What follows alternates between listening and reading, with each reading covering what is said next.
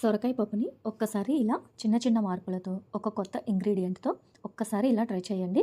Taste అయితే అదిరిపోతుంది. ముందుగా ఒక హాఫ్ కప్ కందిపప్పుని తీసుకొని శుభ్రంగా వాష్ చేసుకొని కుక్కర్లో 3 విజిల్స్ వచ్చే వరకు ఉడికించుకోండి. ఈ కర్రీలో నేను పప్పును కొంచెం తక్కువగా, సొరకాయను కొంచెం ఎక్కువగా వేసుకుంటాను.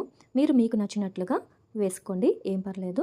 ప్రెషర్ అంతా పోయినాక మూత తీసి దానిలో 2 ఆనియన్స్, 4 పచ్చిమిర్చి, ఒక టొమాటో వేసుకొని నెక్స్ట్ ఉప్పు, కారం, పసుపు వేసుకోవాలి. ఇప్పుడు మన మెయిన్ ఇంగ్రీడియంట్ సొరకాయను ఎక్కువ మోతాదులో వేసుకోండి. సొరకాయను చాలామంది ఇష్టపడకపోవచ్చు. వాళ్ళ కోసం ఈ రెసిపీ అయితే చాలా ఉపయోగపడుతుంది. ఇప్పుడు వేసుకున్నటువంటి అన్ని వెజిటేబుల్స్, ఉప్పు, కారం, పసుపు, పప్పు అన్నీ ఒక్కసారి బాగా మిక్స్ అయ్యే వరకు గరిటతో తిప్పుకొని ఇప్పుడు కొంచెం వాటర్ యాడ్ చేసుకోవాలి. సొరకాయలో వాటర్ కంటెంట్ ఎక్కువగా ఉంటుంది కాబట్టి కొంచెం వాటర్ వేసుకొని మరలా 2 విజిల్స్ వచ్చే వరకు వెజిటేబుల్స్ని ఉడికించుకోవాలి. ఈ సొరకాయ పప్పు మా ఇంట్లో అందరి ఫేవరెట్ డిష్. మా వారు కూడా సొరకాయను అస్సలు తినేవారు కాదు. ఇలా పప్పు చేస్తే మాత్రం చాలా ఇష్టంగా తింటారు. ఇప్పుడు పోపును రెడీ చేసుకుందాం. తగినంత ఆయిల్ తీసుకొని హీట్ అయ్యాక పచ్చిపప్పు, మినపప్పు, ఆవాలు, జీలకర్ర, కరివేపాకు, వెల్లుల్లి రెబ్బలు, ఎండుమిరపకాయలు వేసుకొని కమ్మటి పోపుని ఉడికిన పప్పులో కలుపుకోవాలి.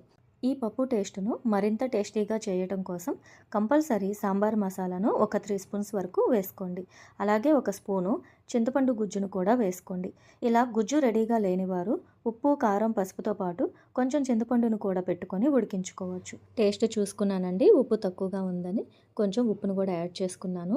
ఈ మసాలాలన్నీ వేసుకున్న తర్వాత ఒకసారి బాగా కలుపుకొని ఒక 5 మినిట్స్ పాటు ఉడికించుకుంటే అంతే, మన సొరకాయ పప్పు రెడీ.